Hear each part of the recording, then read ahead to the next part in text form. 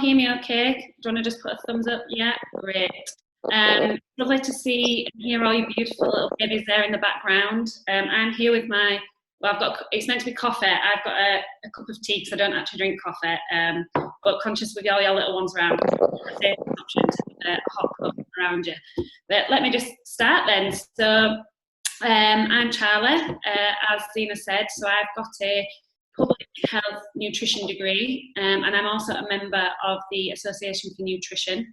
I'm currently doing an internship with the brilliant Sarah at the Children's Nutritionist, just getting more experience in the specific paediatric area, so the children's nutrition.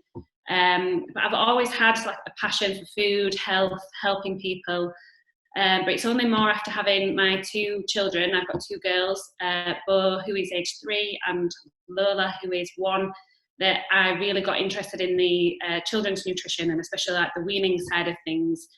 That was because as part of my degree at uni, I'd studied nutrition through the lifespan, and I'd done about the different life stages. And to be honest, when Bo was born and when it came to weaning her, in my head, before I looked into everything, I was pretty confident. I was like, I know what I'm doing.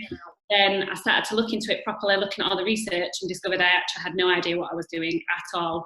And especially when I looked at all the research, it was so confusing and conflicting. And I thought, if I as a nutrition professional can't even understand and translate what I should be doing to be my daughter, how do people out there who have a very mixed background or understanding of nutrition, how will they know what to do either? And that's sort of where my real desire to help other parents who are in a very similar situation and not really knowing where to start or what's right, what's wrong, and just how confusing it is all out there. So that's where my whole children's nutrition and passion from that side of things came from, really. So I thought I'd just share an overview of my personal experiences with weaning. As I said, I've got 2 daughters, so I actually breastfed both girls for around 12 months, just over, and started weaning around the 6-month mark. I did a combination of both spoon feeding and baby-led weaning, which worked really well for us. Looking back at the whole experience, I think, especially described earlier, I didn't actually know what I was doing to start with, and I was really anxious about the whole experience, just not knowing what I was doing, second guessing myself. I was a first-time mum, so it was all very new to me. I'd learnt about it from a theoretical side, but practical side, and having a baby, as you all know, is very different, and the reality of knowing what to do with that baby. As well as I'd breastfed, this was the first time really I was giving up control for someone else or for some other food for Bo to be eating, which for me was a massive thing. But it was actually really nice that Dad could actually help out and start that bonding experience with her. And it also meant I had a break, which was nice. And another thing I was really worried about was choking. And I know that's something common that comes up. And I actually I signed up to a paid to do a paediatric first aid training course. But I noticed as part of the weaning week, there's actually a session later this afternoon at 4:30, and that's free. So I would definitely recommend signing up to that. That's a great resource to especially when you first start on this journey, just to give you a bit of information so you know what to do should that circumstance arise. Yeah, so when it came to Bo, like I said, I'm sharing this because I just want you to know it's normal to feel anxious. And that was me with a sort of background in nutrition, and I was still really anxious about it. So if you're feeling anxious about starting this weaning journey, that is completely normal, so don't panic. So with Bo, if I just briefly describe what happened, she actually took to solids really well. I found, even though I was anxious to start, as I got into it, I relaxed and found it more enjoyable. I introduced veggies first. I don't know if you've heard about this, introducing veg-led weaning, so like broccoli and spinach and cauliflower and all sorts of things like that, before I moved on to the sweeter veg, fruits, and then introducing other food groups like your dairies, your meat, things like that. And she seemed to enjoy everything and quickly progressed through the stages, really. So it was quite just I just went with it, which was really exciting. And then obviously moving on to Lola, who was there's only 2 years gap between them two. So I sort of in my head, with it only being a short time frame, just assumed I'd have a very similar experience. However, I was very wrong. I naively forgot that all babies are very different. So with Lola, she actually had reflux, which Bud had also. So in my head, I just thought, well, I just have children who have reflux. With Bo, when I started weaning her, once she had solids, the reflux really died down and went away, whereas with Lola, it was a complete opposite. She actually dramatically got worse after I started weaning. She had really bad eczema on like her cheeks, her arms, her legs, and she had a few other things that just weren't quite right. And I'd done a bit about allergies as part of my degree, but I was by no means an expert. And I think as a mum, you just get a gut instinct. So I took her to my GP, who went through everything, and he suggested that we did an elimination diet of dairy. So that was taking any sort of milk out of both Lola's diet and also my diet. That was because I was breastfeeding. So in some cases, not all, the milk proteins can actually pass through the mother's milk to the baby. So he just suggested that we both eliminate. And within a few weeks, I had a completely different baby. She was a lot more settled. The eczema was starting to really fade away. She was vomiting a lot less. So I went back to the GP, who then referred me to a paediatric dietitian. When I went to see the dietitian, he confirmed the diagnosis that Lola had what's called a non-IgE allergy to milk, which is basically a delayed response. It's also called, the allergy is to cow's milk protein allergy, also called CMPA, if you've ever heard of that phrase. She was actually diagnosed as well with a soya allergy, which is quite common in that type of allergy, and in the slow kind of response milk allergy. So it was really important actually that even though as a nutritionist I needed to see a paediatrician dietitian, because they can really support and need to support in terms of making sure your baby's getting all the nutrients they need when you're eliminating a food group. So we've moved on lots since then. Lola's now almost 2. We've attempted what they call the milk ladder a few times, which is where you introduce milk in stages. And we've just passed the first stage after a few failed attempts, so I'm hopeful that she will grow out of it with this kind of allergy. Most children will grow out of it at some point through childhood, so hopefully that will be the case. So now we just have meals as a family. With Lola's portions, I just make sure they're milk-free, or she'll have substitutes like instead of cheese, she'll have vegan cheeses or things like that on her food. So that's sort of been my weaning experience and how I've had 2 very different stories. But what I thought might be useful would be just to cover some sort of top tips and sort of things I wish I'd known way back 4 years ago when I was first starting out on this journey. So I've just written a few things down. First thing is that when you first start, babies don't actually eat that much, and I think that freaked me out at first because I just expected they go from milk to this solid food, and it's not necessarily that. It's a gradual and slow process. To start with, they might push the food out. They might push the food out with the tongue. That's the tongue thrust reflex, which means they're not quite ready yet. So if they're less than 6 months old, if that was the case, I'd advise just waiting a few weeks until you start again. Or you might find when you fully start that they're actually just spitting the food out everywhere. Again, that's completely normal. It actually takes, the research has shown, between 10 and 12 attempts of trying a food for a baby to accept it. So my advice there is just repeat, just keep trying them with those different foods, and eventually they will get there. Don't take it as just because they're spitting it out that they don't like it. It's important just to keep trying the foods. They might also play with it, throw it. You'll find food in your hair. It's normally on wash day. That's what I always find. The one day a week I'd wash my hair, I'd end up with food in there. But that's again all completely normal. It's part of the sensory development and just getting them to touch and feel and just get used to all the different types of foods. A lot will probably end up on the floor too, which in my household, the dog quickly learned that meal times is a great time to hang around the kitchen table. Yeah, there'll be a lot of mess, don't worry about that. A top tip I've got for you is a lot of food ends up just smushed all over the high chair. So something I learned early on was the really expensive fancy high chair I'd bought with loads of nooks and crannies was an absolute nightmare to clean. So go with something really simple, easy to clean. It's just got to be supportive, have a high chair tray, and other than that, just don't go for anything too complex. You also find they tend to, when you're first giving them a cup, they'll just throw water all over the high chair, so you end up with just a big soggy mess of food. That's something else to watch out for. But it's all good fun. Another thing I wish I'd learned early doors is that preparation is key, and you'll probably see this in various things you see about weaning, but it's batch cooking is really good, and cooking up big batches of meals, but my top tip would actually be to freeze them in small portions. So I found I was making big batches and then having to throw it away because baby doesn't eat, they only eat very small amounts to start with. So maybe something like an ice cube tray, if you pop your food in there, pop it in your freezer, and then you can just pop out a quick meal when you need one, and just pop it in your microwave, and you've got something quick and nutritious for baby to try, so that's great. Something else I wish I'd known, which I think I covered in my sort of weaning experience, but was just to relax and enjoy it a lot more.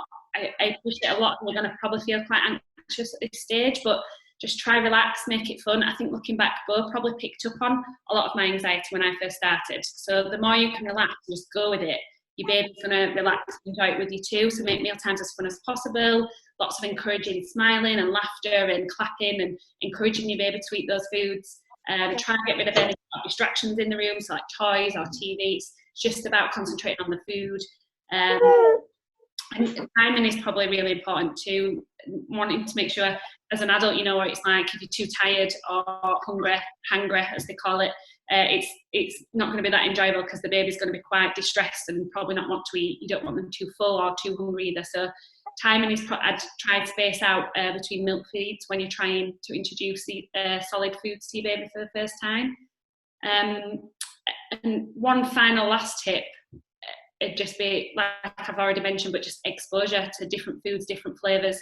Like I said before, the research shows that it takes 10 to 12 times of baby trying the food to actually accept that flavour. And if you think it's a big step for them going from they just had milk, whether that's formula or breast milk, and to then going into a solid food that tastes very different. Just keep repeating, keep trying, and encourage them to taste these different flavours and just relax and go with it. So that's everything in a nutshell, really. A very whistle-stop tour of my whole experience and sort of how I've used my background, and just hopefully I can show you that I've shown you that it's really normal to feel very anxious about the situation, but just try to go with it, enjoy it, and just have lots of fun. So now if anyone's got any questions or they'd like to ask me anything, this is meant to be really informal, just a chat, just as although I'm a nutritionist, I am also a mum, so just if anyone's got any questions they want to ask, feel free to go ahead. As Zena said, if you want to either put your hand up, go ahead. Hi, can I ask a question, please? Hi. You can, Lisa. Hi, Lisa. Hi. I've just seemed to have found quite a lot of conflicting things online around fibre. So my daughter's just coming up 7 months, right, and she's great at eating, and we're loving the whole experience. But I gave her bread for the first time the other day, and we only ever have like wholemeal bread in. Yeah. But yeah, it just seems a little bit conflicting on because I found with beetroot as well, like which I'm preparing right now. Like, am I allowed to give it to her, and how much, and things like that?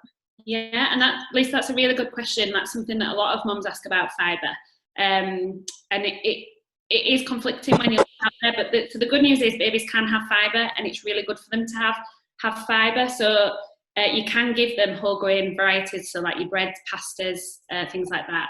The only thing I would say is that a baby's tummy is quite small, so fibre fills you up, which is great. From a baby's point of view, you're wanting to make sure they're getting in as many calories as possible.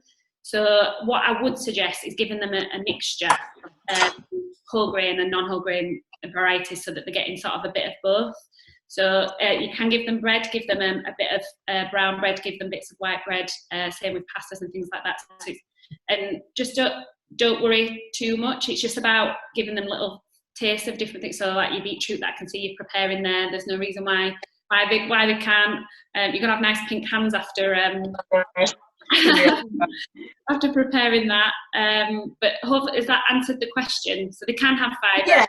It's just about not filling them up with it, basically. Yeah, because wanting to make sure they're getting all the other food groups in too, because although the fibre tends to be a lot more from your carbohydrates, although it does come from other foods, you're wanting to make sure, especially at around, did you say 7 months?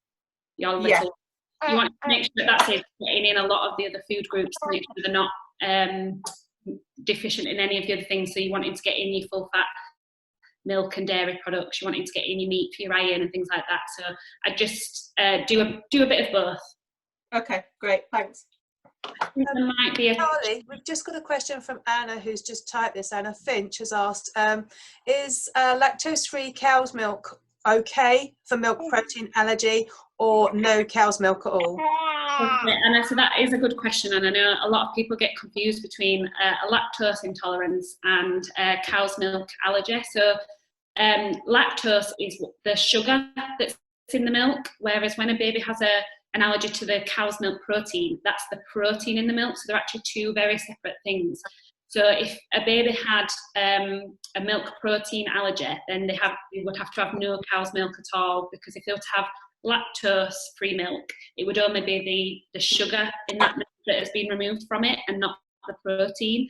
So yes, they wouldn't be able to have any cow's milk at all, but you would need to find, and that's where a dietitian would come in to support with an alternative as part for their diet.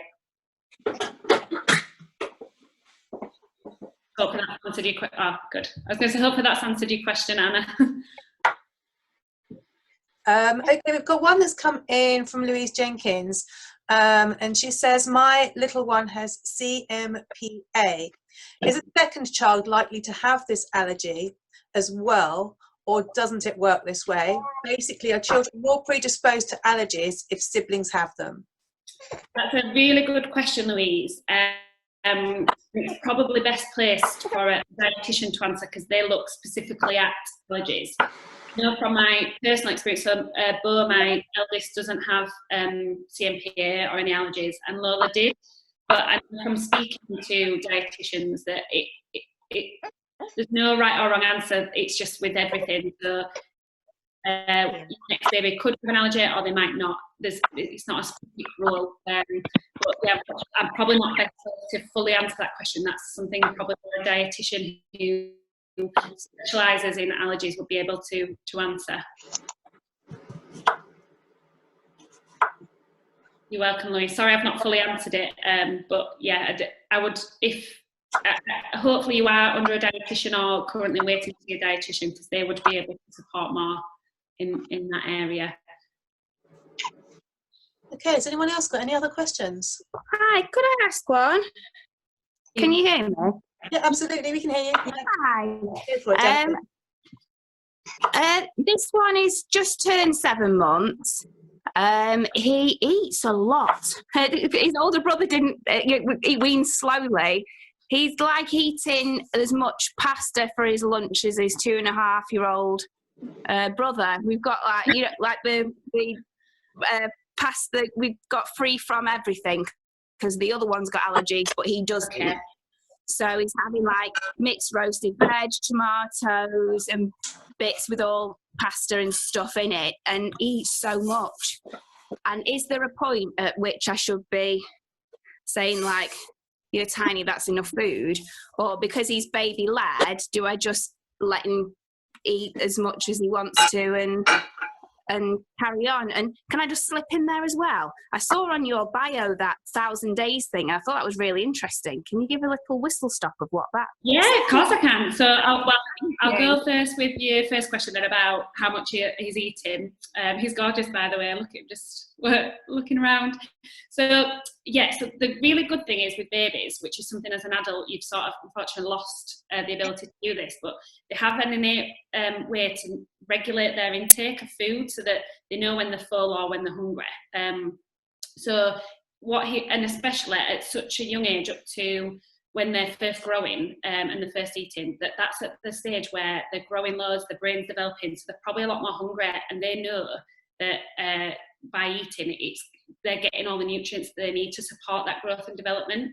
So what I would say is, although he appears to be eating a lot right now, he's self-regulating how much he needs. So I wouldn't worry too much. Just let him eat whatever it is he wants to eat. You might find as he gets older that might slow down, and that he probably won't eat as much as his growth and development will. So they go through different peaks and different things of eating. But I would just, if he's hungry and he's wanting to eat it, just let him go with it and let him eat the foods that he wants to eat. So the other bit you said about in my bio about the first 1,000 days, this is something I'm really interested in, that the research is still not very new, but they're still finding more and more about this. But there's a concept that from the first 1,000 days of a baby's life, so that's from the moment they were conceived, so in the womb before they were even born, up to them being 2 years old, that nutrition plays a big part of this, but it's not everything. But that phase of development is the sort of most critical in their life. So it's really important to get things of nutrition, for example, it could have a massive impact on their later life. So it's just about making sure that they're getting all the right nutrients to facilitate that growth and development, such as brain and just everything on the muscles and everything else. So it's just a really interesting topic that I'm hopefully going to be posting about on my own Instagram account soon. But I also post on, like I said before, I'm an intern for the Children's Nutritionist, and she's got a really exciting book coming up about it that I'd recommend reading when that comes out. So give Sarah a follow at the Children's Nutritionist. It's a really exciting topic. Okay, thanks for that, Charlie. Just another one here from Gemma. When can I introduce fish? There's no known family allergies. Her little girl is 6 months and has just been having veg for 2 weeks and started on porridge today. So that sounds great, Gemma. It sounds like you're making all the right steps. So technically, babies can have fish from 6 months. What we do is say, like you've already mentioned there, so we do recommend having veg for the first few weeks of weaning, and that's more just to get baby used to those. If you think vegetables are quite a bitter taste, babies have an innate sort of desire for sweet foods, which as an adult I'm sure we can all appreciate that one. But so it's important to get them bitter flavors accepted before moving on to the sweeter things, and then onto the other food groups like fish. But I wouldn't delay anything past a few weeks of having veg, only because fish has obviously got loads of great nutrients in there, so you're wanting to get them introduced to baby. I would, because it is one of the 14 key allergens that's recognised, I would introduce in small amounts, and probably just give fish first and then see how they get on with that. Although there's no family history, it's always best to be on the safe side. Like I said with Lola, there's no family history here either, and we still had an allergy. But so it sounds like you can crack on and introduce fish from whenever. So hopefully that's answered that question. Okay, that's brilliant. Another one that's come in from Ashley. Ashley says, hello, I have twins.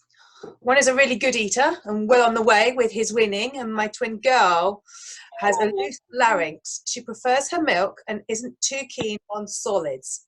Is it just best to keep on trying? So that's a great question. Like I said with my two, every baby is completely different, and it's probably interesting for you having twins and doing that experience at the same time.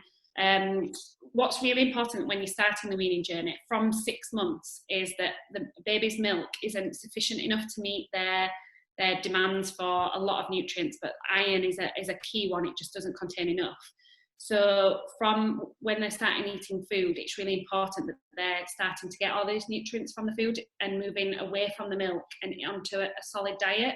So what I would say is that it's important to really keep trying and get her used to those solids. Like I've already said before, it can take a while for babies to accept new flavours and new textures, but it's important that they learn to accept those flavours, because if you were to keep on with the milk diet, you wouldn't be meeting her nutritional needs anymore, and it can sort of turn into a downward spiral of babies prefer milk and will opt for milk rather than solids, and gradually just eating less and less solids. But it's really important to decrease the milk intake and increase the solid intake. So I would just recommend just keep trying. Also, at least you're doing this with them both together. You find babies learn a lot just from social cues. So the fact that they'll both be eating at the same time, hopefully she can watch her brother. And I hope you said he is a really good eater. Did you say he's a really good one? Well, sorry if it's the other twin. they will watch the other twin and hopefully learn from on that way. So just keep trying. Okay, I'm going to try and rattle through these. I know we're running low on time. There's another Charlie who's just said, my nearly 7 months still isn't eating, really not interested. Should I still try giving something each mealtime or leave it a few days and try again? I've tried both spoon and baby-led weaning. Yeah, and that's a really good question, Charlie. So, like I just mentioned before, from 6 months, there's a really big milestone in terms of the baby's nutritional needs. So it's really important at this stage to increase the solid intake and decrease the milk intake. You find that some babies take to it really well, other babies not so much. But the key here is just to persevere and just to repeat, really, as I said in the previous question, exposure and just repeat. I can't say the word repeat enough. It's just about getting them used to these different and making the whole experience fun, I would suggest. So lots of smiley faces when you're feeding, lots of encouragement when baby does well. It's sort of like clapping and happy. Put on your best cheesy American sort of smile and just try really encourage. I'd say to continue with both spoon and baby-led weaning, because you don't know what they will take to, but it's really important just to keep trying and get baby to really increase that nutrient intake so you're meeting their nutritional demands. Okay, Oksana, I hope I've said your name correctly. She's written, me and my little one, who's 7 months, we're currently dairy, egg and gluten-free as she reacts to those things and has had bad eczema and hives. I'm worried she doesn't get all the nutrients she's supposed to get. When you were dairy-free, did you get any calcium supplements for you both? She's also breastfeeding. Okay, Oksana, and again, hopefully I pronounced your name correct there. So what I would recommend is, as a nutritionist, I'm not fully qualified to talk specifically on allergies, so I would recommend that you get some support from a paediatric dietitian. But just from my own personal experience, so I did take calcium supplements, and it is recommended that because when you're breastfeeding anyway, your calcium requirements are higher than the general population, so it's important that you're getting that calcium in. From the baby's point of view, I didn't give calcium supplements, but I worked with my dietitian to make sure I was meeting the calcium demands for Lola, my youngest, with other foods and with different substitutes that she could have. So, for example, like fortified milks and yogurt products and things like that. So I would recommend you speak to a dietitian to get further support specifically into that area. Thanks for that. What have we got here? Another question. Hi, I was wondering what age the symptoms of CMPA can be recognised.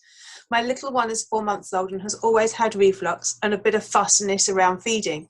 It improved when I cut down heavily on dairy and egg, though I haven't totally eliminated it. Should I be cautious about feeding her these things when we start weaning in a couple of months' time? Okay, so the CMPA can be recognised from any age, so a baby can have it as young as like from newborn. So I would say, again, it's probably a dietitian that's best to support on a specific allergy. If you think that there could be some sort of intolerance or allergy there, you probably would want to be more cautious, especially with the current climate that we obviously can't get out and about as much. So you might want to just be careful when you're first introducing those foods and making sure you're only introducing one at a time. But yeah, it's really tough. I would consider going to your GP and getting a referral to a dietitian who would be able to support further, really. Sorry that I'm not fully answering that question, but again, as a nutritionist, we're not fully qualified on allergy specifics. Okay, Jane asks, I have a 4-month-old boy and have been told not to start weaning until 6 months. However, he's sitting well, very interested in what she's eating, and is a large baby. Should I listen to my health visitor or go with my gut? Oh, that is a really good question, Jane. So I actually just wrote a blog on this area that I did for Sarah, the children's nutritionist, all about when to wean. And this is a hot topic because there's so much information out there. We know that the guidance says 6 months, but from speaking to various friends or family members or some health visitors might say, oh, from 4 months is okay, from 5 months. And it's a good question. Do you listen to your health visitor or go with your gut? I'd be interested to hear why they've said specifically not to start weaning until 6 months. But so basically the guidance is based on the fact that your baby, you shouldn't start weaning your baby until they're showing the developmental signs. So that's things like, I mentioned the tongue thrust reflex before. Once they've got rid of that, being able to sit stable and hold the head, and also having the hand-eye coordination too, even if you're not baby-led weaning to start with, but just to be able to bring food to mouth. So it's not actually specifically on age, but we know that most babies, it's around 6 months that they meet all those milestones to be able to do those things. And that's why we say it's around 6 months that they're ready. So some babies might be ready before then, but some babies might not. The size of your baby doesn't really come into it, and it's more, like I say, just those developmental signs that they're ready to start feeding. I know the big one that people ask a lot about is sleeping and saying the baby has started waking through the night, but again, the research doesn't actually back that up, that if you start weaning your baby any sooner that they're going to sleep through. Sorry for all you sleep deprived mums, because I know that's probably not what you want to hear right now. So I would sort of go with your gut a little bit, but I would make sure that you're basing that on the signs that your baby's developmentally ready, rather than anything else. So those signs that I mentioned before, the tongue thrust reflex, holding the head nice and steady, and having that hand-eye coordination to be able to feed themselves. Okay, if anyone else has any other questions, do you just want to shout? Emma, I can see your hands up there, sweetheart. Yeah, I did put it in the chat, but I think it got missed. I know that omega-3 is supposed to be really important. Now, it's something I don't get in my diet enough. Yeah. Any tips for getting it into Tristan's? Yes. He's 6.5 months, but he's full corrected, but he's doing really well with food. Yeah. Oh, that's good. Yeah, so omega-3 is really important, and that's all about brain development. So fish is a massive source of omega-3s, if you can, and your oily fishes, so like salmon, things like that, if you can get them in. There's also a lot of plant-based, because that's something that we're writing more and more about now, because as people have turned into a more plant-based diet, so that's like your nuts and your seeds, which are really good to get those omega-3 in. It is something that and more down the vegan route, if people didn't want to eat just animal sources, you can supplement as well with omega-3, but you can get sufficient amounts from food, just from those foods that I mentioned before. Okay, thanks. Okay, yep, I can see there's some other people with their hands up. Go for it. Hiya, Charlie, I'm just wanting to ask, I've got a nut allergy, and my little boy is nearly 4, and I've got Orla, who is 11 months. Now, I've never ever given nuts to Oscar, but I'm worried because I've been hearing and reading things that if I don't introduce nuts, I know you can't before the 1, but if you don't, you're potentially then bringing on an allergy for them because they're never going to have been exposed to something. So what do I do with that? So that's a really good question. So one little thing that I noticed, that so you can actually give nuts before the 1, so you can give nuts from 6 months, but it's just making sure they're in an appropriate consistency. So you wouldn't give whole nuts to a child under 5, but something like nut butters. So that's just for anyone who had any queries specifically around introducing nuts. But in terms of the allergy question that you mentioned, so this is I was reading more about this morning, but there is quite a bit of research around the age of if you have a family history and therefore deemed more higher risk, or if your child has things such as eczema or another existing allergy. There is evidence that's showing now if you introduce nuts earlier, so between 4 and 6 months. Obviously, I can see you've now passed that milestone. But it is about introducing, they think it might have a protective effect, specifically just for high-risk children. What I would say in your case is it's probably worth seeing, because are you under a dietitian or something, or an allergy specialist for your own? Not really, probably not as I should be. I think it's probably something I could revisit again, but I've just not the kids have never had nuts, and I don't know whether that's a bad thing really. But it's not necessarily a bad thing, but what I would say is it's probably important to introduce nuts at some point, but with the support of an allergy specialist. So again, this is not my full area of expertise, but you probably would need support in making sure that was done in a safe environment, you having a history of nut allergy yourself. But I wouldn't worry so much. You've not done anything wrong. That's like, as mums, we all know, you just try to do the best thing. So there's no right or wrong answer. It's just doing what works for you. But I would seek support just for further nut specific and introducing that. Well, thank you. Okay, so we kind of have to wrap it up. However, Charli, people can contact you, can't they? Yeah. So if anyone wants to contact me privately outside of this, my email address, if I can pop it in the chat actually, just quickly, but it's Charli, so that's spelled without an E, just so that that's so charli.lifenutrition@gmail.com. So I will just put that in there for you, and then you've got it to hand. But I do also have an Instagram page, which it'll be at lifenutrition.health. So if anyone has any questions or wants to contact me privately about anything else, I've just realised I've only sent that to myself. Apologies. Let me just put that in again. But yeah, feel free to ask any questions or send them my way. More than happy to chat anytime. Okay, so I think just on Weaning Week's behalf and the Weaning Week team members who are also in this chat, although they've not been as vocal as I have, thanks to everyone who attended this morning. It's so fantastic to see all of your faces in real life and to see your little ones as well. Don't miss out on the next chats that are coming up throughout the week.